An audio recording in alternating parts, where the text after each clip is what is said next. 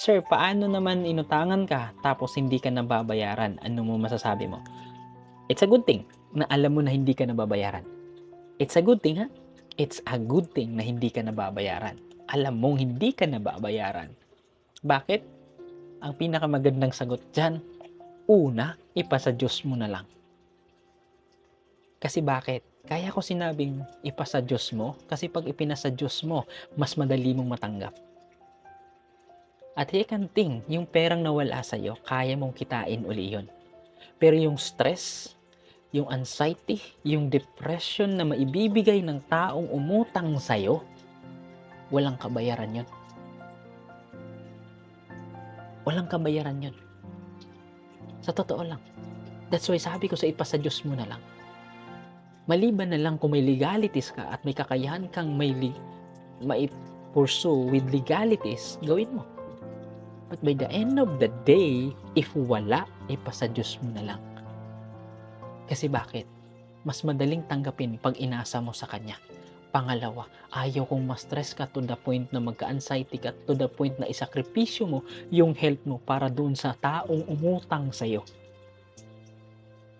Nagets nyo? So sa lahat ng inutangan dyan, kung alam nyo talagang hindi na sila magbabayad, okay. Sabihin mo sa sarili mo, okay, yung perang yun, kaya kong kitain yun. Pero yung health ko, hindi ko isasakripisyo para sa isang tao na kailanman hindi ko na kayang pagkatiwalaan. Kasi bakit?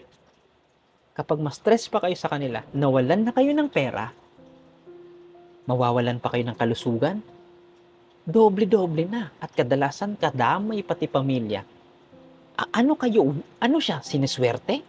Inutangan niya na ako, hindi niya ako binayaran, masisirain niya pa yung pamilya ko dahil galit ako, dahil stress ako, may pagsabihan ko yung mga anak ko. Why? Alam ko, it will take time, pero hindi madali yung gawin. Pero sabihin ko sa inyo, ha? Think. Kasi bakit? Apektado lahat ng nasa palibot mo pag stress ka. So, ang tanong ko, willing ka ba? Willing ka ba na isakripisyo yung mga anak mo, yung asawa mo dahil lang sa isang tao na hindi nagbayad ng utang sa'yo? Think. Huwag kayo mag-alala. Nangyari to sa akin kaya alam ko kung ano yung dapat gawin. May isang tao na umutang sa akin na ganito, ganyan. Napakalaking tao. But by the end of the day, hindi nangutang. Pero ito lang yung masasabi ko sa kanya. Ang taong may utang, mahirap umasenso. Lalo na yung taong ang thinking niya, hindi na talaga magbabayad, mahihirapang umasenso. Kasi takot ang pera sa kanya.